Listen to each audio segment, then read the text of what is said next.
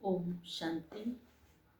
आज की मुरली है 4/12/2025 प्रातः मुरली। ओम शांति। बाप दादा मधुबन।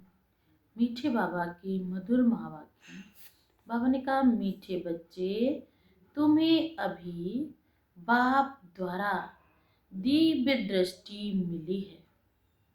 उस दिव्य दृष्टि से ही तुम आत्मा और परमात्मा को देख सकते हो। आज का प्रश्न है, ड्रामा के किस राज को समझने वाले कौन सी राय किसी को भी नहीं देंगे? उत्तर है, जो समझते हैं कि ड्रामा में जो कुछ पास्ट हो गया वह फिर से एक्यूरेट रिपीट होगा। हूबहू जब समय होगा तो पाठ हूबहू रिपीट होगा। वह कभी किसी को भक्ति छोड़ने की भी राय नहीं देंगे। जिस आत्मा का ड्रामा में जितना रोल है वो आत्मा अपना रोल जरूर पूरा करेगी, पार्ट प्ले करेगी ही। जब उनकी बुद्धि में ज्ञान अच्छी रीत बैठ जाएगा, समझेंगे हम आत्मा हैं, हमें बेहद के बाप से वर्षा लेना है। जब बेहद के बाप की पहचान हो जाएगी तो हद की बातें स्वतः खत्म हो जाएंगी। ओम शांति। अपनी आत्मा के स्वधर्म में बैठे हो। रूहानी बाप रूहानी बच्चों से पूछते हैं, क्योंकि ये तो बच्चे जानते हैं एक ही बेहद का बाप है जिसको रूह कहते हैं। वो रूहानी बाप है ना, वो रूहों का पिता है, इसलिए हम उसे रूहानी कहते हैं। सिर्फ उनको सुप्रीम कहा जाता है। सुप्रीम रूह या परम आत्मा कहते हैं। परम आत्मा है जरूर, ऐसे नहीं कहेंगी कि परमात्मा है ही नहीं।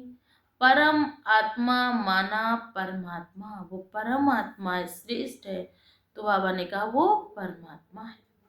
ये भी समझाया गया है, मूझना नहीं चाहिए, क्योंकि 5000 वर्ष पहले भी ये ज्ञान तुमने सुना था। आत्मा ही सुनती है ना।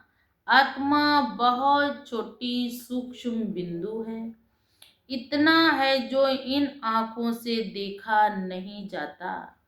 ऐसा कोई मनुष्य नहीं होगा जिसने आत्मा को इन आंखों से देखा होगा। देखने में आती है, परंतु दिव्य दृष्टि से आत्मा को देख सकते हैं, परंतु इन आंखों से नहीं, दिव्य दृष्टि से। जो भी ड्रामा प्लेन अनुसार अच्छा समझो, कोई को आत्मा का साक्षात्कार होता है, जैसे वो चीज देखने में आती है। भक्ति मार्ग में भी कुछ साक्षात्कार होता है इन आँखों से ही। कभी राम जी के दर्शन, तो कभी कृष्ण जी के दर्शन, तो कभी दुर्गा माँ के दर्शन, किसी किसी को साक्षात्कार होता है। वह दिव्य दृष्टि मिलती है जिससे चैतन्य में देखते हैं। आत्मा को ज्ञान चक्षु मिले हुए हैं जिससे देख सकते हैं, परंतु ध्यान में, जब हम ध्यान में जाते हैं तो परमात्मा द्वारा जो हमें ज्ञान चक्षु मिले हैं उनसे उन आत्माओं को हम देख सकते, मिल सकते हैं। भक्ति मार्ग में बहुत भक्ति करते हैं तब साक्षात्कार होता है। जैसे मीरा को साक्षात्कार हुआ, डांस करती थी, बैकुंठ तो था नहीं, 500-600 वर्ष हुआ होगा। उस समय बैकुंठ था, तो उस समय इतना रौरव नर्क नहीं था, इतना पतितपना नहीं था, इतने मनुष्यों के अंदर पतित वाले गुण नहीं थे। मनुष्य के अंदर आत्मीयता थी, प्रेम था, एक दूसरे के लिए भावनाओं को समझते थे। लेकिन उस समय बैकुंठ तो नहीं था, लेकिन इतना रौरव नर्क भी नहीं था।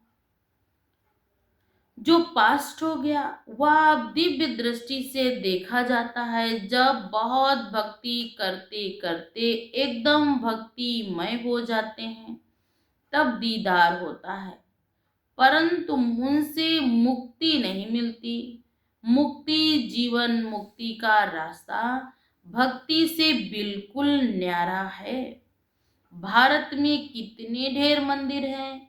शिव का लिंग रखते हैं, बड़ा लिंग भी रखते हैं, छोटा भी रखते हैं। अब ये तो बच्चे जानते हैं, जैसी आत्मा है वैसे पिता परमात्मा है।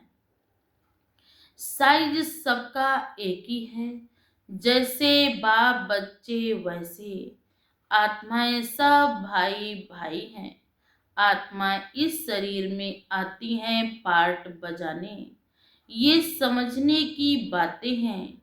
ये कोई भक्ति मार्ग की दंत कथाएं नहीं है। ज्ञान मार्ग की बातें सिर्फ एक बाप ही समझाते हैं। पहले पहले समझाने वाला बेहद का बाप निराकार ही है। उनके लिए पूरी रीति कोई भी समझ नहीं सकते। कहते वह तो सर्वव्यापी है। ये कोई राइट नहीं है। बाप को पुकारते हैं, बहुत प्यार से बुलाते हैं, कहते हैं बाबा आप जब आएंगे तब हम आप पर वारी जाएंगे। मेरा तो आप दूसरा ना कोई। तो जरूर उनको याद करना पड़े। वह खुद भी कहते हैं बच्चों, आत्माओं से ही बात करते हैं। इसको रूहानी नॉलेज कहा जाता है। गाया भी जाता, आत्मा और परमात्मा अलग रहे बहुकाल। ये भी हिसाब बताया है ना। बहुत काल से तुम आत्माएं अलग रहती हो, जो ही फिर इस समय बाप के पास आई हो, फिर से अपना राजयोग सीखने। ये टीचर सर्वेंट है। टीचर भी है तो बाबा ने कहा ये सर्वेंट भी है, क्योंकि हम बच्चों की पालना भी करते और परम सतगुरु परम शिक्षक बनकर हमें बाबा ने कहा ज्ञान भी सिखलाते हैं। ऐसे बाबा ने कहा हमेशा ओबीडेंट सर्वेंट भी कहते हैं। बाप भी कहते हम तो सब बच्चों का सर्वेंट हूँ। तुम कितना हुज्जत से बुलाते हो, हे पतित पावन आकर हमको पावन बनाओ। सब हैं भक्तियाँ, कहते हे भगवान आओ हमको फिर से पावन बनाओ। पावन दुनिया स्वर्ग को कहते, पतित दुनिया नरक को कहा जाता है। ये सब समझने की बातें हैं। ये कॉलेज अथवा गॉड फादरली वर्ल्ड यूनिवर्सिटी है। इसकी एम ऑब्जेक्ट है मनुष्य से देवता बनना। बच्चे निश्चय करते हैं हमको ये बनना है। जिसको निश्चय नहीं होगा वह स्कूल में बैठेगा क्या। एम ऑब्जेक्ट तो बुद्धि में है। हम बैरिस्टर व डॉक्टर बनेंगे तो पढ़ेंगे ना। निश्चय नहीं होगा तो आएंगे ही नहीं। तुमको निश्चय है हम मनुष्य से देवता, नर से नारायण बनते हैं। ये सच्ची सच्ची सत्य नारायण बनने की कथा है।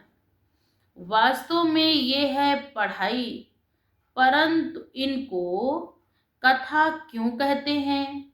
क्योंकि 5000 वर्ष पहले भी सुनी थी ना। ये सत्यनारायण की सच्ची कथा है। वास्तव में ये पढ़ाई, परंतु उनको कथा ही कहेंगे। पास्ट हो गई ना। पास्ट को कथा या कहानी ही कहते। जो चीज बीत जाती है फिर हम जब उसको सुनाते हैं तो उसको कथा या कहानी ही कहते हैं। यह है नर से नारायण बनने की शिक्षा। बच्चे दिल से समझते हैं। नई दुनिया में देवताएं और पुरानी दुनिया में मनुष्य रहते हैं। देवताओं में जो गुण है वो मनुष्यों में नहीं है। वो 16 कला संपूर्ण, संपूर्ण, निर्विकारी, मर्यादा, पुरुषोत्तम। लेकिन बाबा ने कहा वो गुण मनुष्यों में नहीं, इसलिए उनको देवता कहा जाता।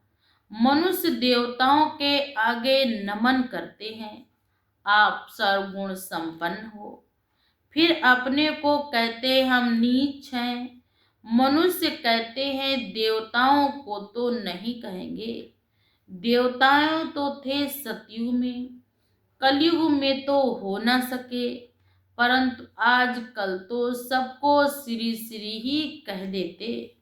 श्री माना श्रेष्ठ, सर्वश्रेष्ठ तो भगवान ही बना सकते। श्रेष्ठ देवता सतयुग में थे, इस समय कोई मनुष्य श्रेष्ठ है नहीं। तुम बच्चे अभी बेहद का संन्यास करते हो। तुम जानते हो ये पुरानी दुनिया खत्म होने वाली है, इसलिए इन सब से वैराग्य है। वह तो हठयोगी सन्यासी घर बार छोड़ निकले, फिर आकर महलों में बैठे, नहीं तो कुटिया पर कोई खर्चा थोड़े ही लगता है, कुछ भी नहीं लगता है। एकांत के लिए कुटिया में बैठना होता है, न कि महलों में। बाबा की भी कुटिया बनी हुई है, कुटिया में सब सुख है। अभी तुम बच्चों को पुरुषार्थ कर मनुष्य से देवता बनाना है। तुम जानते हो ड्रामा में जो कुछ पास्ट हो गया वह फिर से एक्यूरेट रिपीट होगा, इसलिए इसको भी ऐसी राय देनी है ना कि भक्ति छोड़ो। बाबा ने कहा किसी को भी ये राय नहीं दो भक्ति, जितना उसका पार्ट होगा आत्मा का भक्ति में वो उतना रोल प्ले करेगी ही आत्मा। ज्ञान बुद्धि में आ जाएगा तो समझेंगे हम आत्मा हैं। अब हमको तो बेहद का बाप बेहद की पढ़ाई पढ़ाते हैं।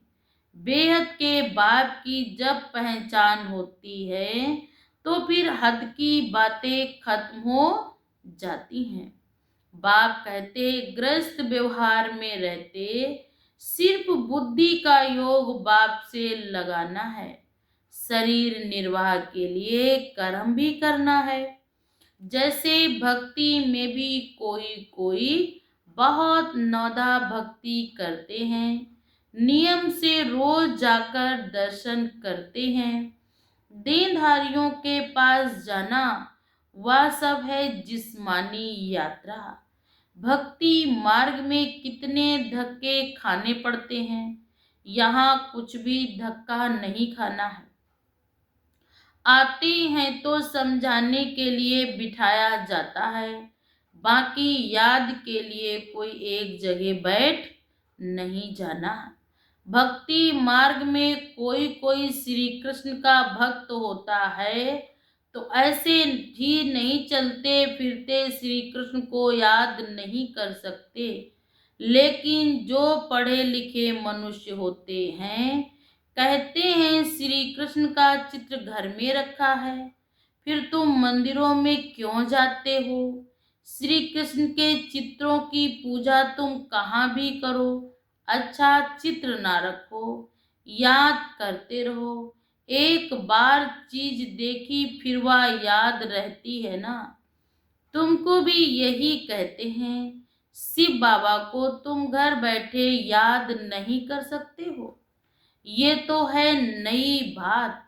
शिव बाबा को कोई भी नहीं जानते, नाम रूप देश काल को जानते भी नहीं, कह देते सर्वव्यापी है। आत्मा को परमात्मा तो नहीं कहा जाता, आत्मा को बाप ही याद आते हैं ना, परंतु बाप को जानते नहीं तो समझाना पड़े 7 रोज, फिर रेजगारी पॉइंट्स भी समझाई जाती है। बाप ज्ञान का सागर है ना, कितने समय से सुनते आए हो, क्योंकि नॉलेज है ना। समझते हो हमको मनुष्य से देवता बनने की नॉलेज मिलती है। बाप कहते हैं तुमको नई नई गो बातें सुनाते हैं। मुरली तुमको नहीं मिलती है तो तुम कितना चिल्लाते हो। बाप कहते हैं तुम बाप को याद करो। मुरली पढ़ते हो फिर भूल जाते हो। पहले पहले तो याद करना है। मैं आत्मा हूँ, इतनी छोटी बिंदी हूँ। आत्मा को भी जानना है। कहते हैं इनकी आत्मा निकल दूसरे में प्रवेश किया। इतनी छोटी बिंदी हूँ, आत्मा को भी जानना है। कहते हैं ना इनकी आत्मा निकल दूसरे में प्रवेश किया। हम आत्मा ही जन्म लेते लेते अपतित अपवित्र बने हैं। पहले तुम गृहस्थ धर्म के थे। लक्ष्मी नारायण दोनों पवित्र थे, फिर दोनों ही अपवित्र बने। फिर दोनों पवित्र होते हैं तो क्या अपवित्र से पवित्र बने? यह पवित्र जन्म लिया। ये बातें बाप बैठ समझाते। कैसे तुम पवित्र थे, फिर वाम मार्ग में जाने से अपवित्र बने हो।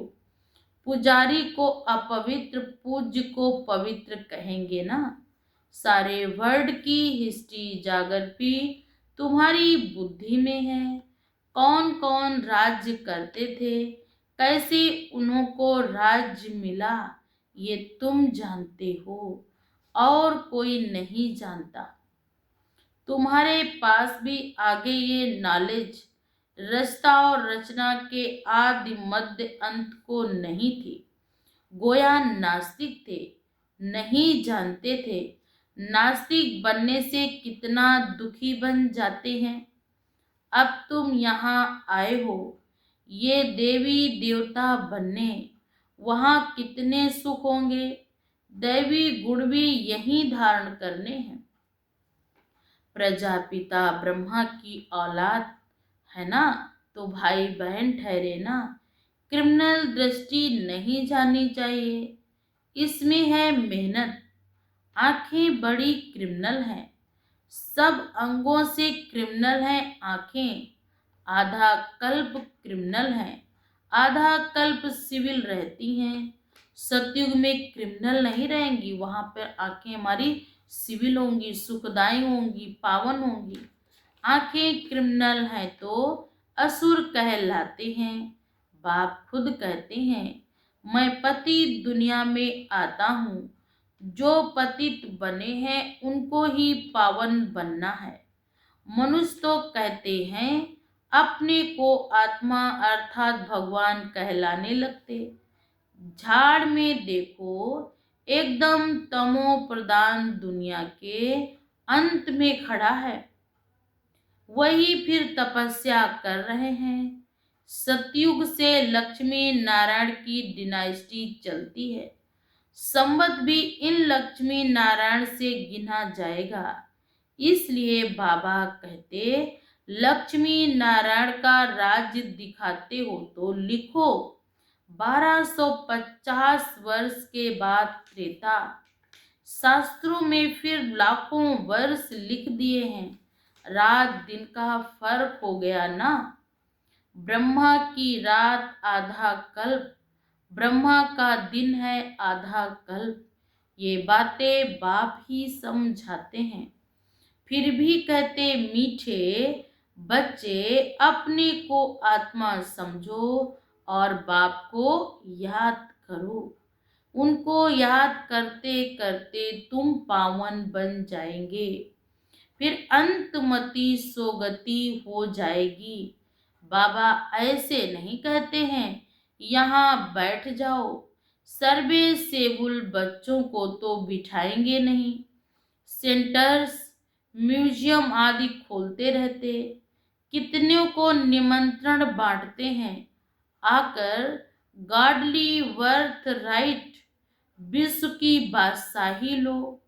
तुम बाप के बच्चे हो, बाप है ही स्वर्ग का रचयिता, तो तुमको भी स्वर्ग का वर्षा होना चाहिए ना। बाप कहते हैं, मैं एक ही बार स्वर्ग की स्थापना करने आता हूँ। एक ही दुनिया है जिसका चक्र फिरता रहता है। मनुष्यों की तो अनेक मतें हैं, अनेक बातें हैं, मत मतांतर कितने हैं। इसको कहा जाता है अद्वैत मत। झाड़ कितना बड़ा है, कितनी टाल टालियां निकलती हैं ना, कितने धर्म फैल रहे हैं। पहले तो एक मत है, एक राज्य था, सारे विश्व पर इनका ही राज्य था। ये भी तुमको अभी मालूम पड़ा है। हम ही सारे विश्व के मालिक थे, फिर 84 जन्म भोग कंगाल बने हैं। अभी तुम काल पर जीत पाते हो, वहां कभी अकाले मृत्यु होता नहीं। यहाँ तो देखो, बैठे बैठे अकाले मृत्यु होती रहती है। कोई बैठे तुरंत हार्ट फेल हो गया, तुरंत चले गए। चारों तरफ मौत ही मौत है। कहीं एक्सीडेंट तो कहीं अचानक अचानक ही बैठे और एकदम ही चक्कर सा आया और तुरंत गिरे और तुरंत शरीर छूट गया। बाबा ने कहा वहां ऐसे नहीं होगी अचानक की मौतें, वहां उम्र भी फिक्स है, मौत भी फिक्स है। पूरी एज भाना, पूरी लाइफ, बाबा ने कहा पूरी लाइफ चलती है। ऐसे नहीं कि 30-35 साल के हुए, कोई ना कोई बीमारी हुई और शरीर छोड़ गए, नहीं, वहां पर अपनी उम्र पूरी जिएंगे। भारत ही में प्योरिटी पीस प्रॉस्पेरिटी थी। 1250 वर्ष एवरेज आयु थी। अभी कितनी आयु रहती है? ईश्वर ने तुमको योग सिखाया तो तुमको योगेश्वर कहते हैं। वहां थोड़े ही कहेंगे इस समय तुम योगेश्वर हो। तुमको ईश्वर राजयोग सिखला रहे हैं, फिर राज राजेश्वर बनना है। अभी तुम ज्ञानेश्वर हो, फिर राजेश्वर अर्थात राजाओं का राजा बनेंगे। अच्छा, मीठे मीठे सिकिल्धे बच्चों प्रति माता पिता बाप दादा का याद प्यार और गुड मॉर्निंग। रूहानी बाप की रूहानी बच्चों को नमस्ते। हम सब रूहानी बच्चों की तरफ से रूहानी माता पिता बाप दादा को याद प्यार और गुड मॉर्निंग। नमस्ते बाबा, नमस्ते, शुक्रिया बाबा, शुक्रिया। धारणा के लिए मुख्य सार है, नंबर 1, आंखों को सिविल बनाने की मेहनत करनी है। बुद्धि में सदा रहे हम प्रजापिता ब्रह्मा के बच्चे भाई बहन हैं।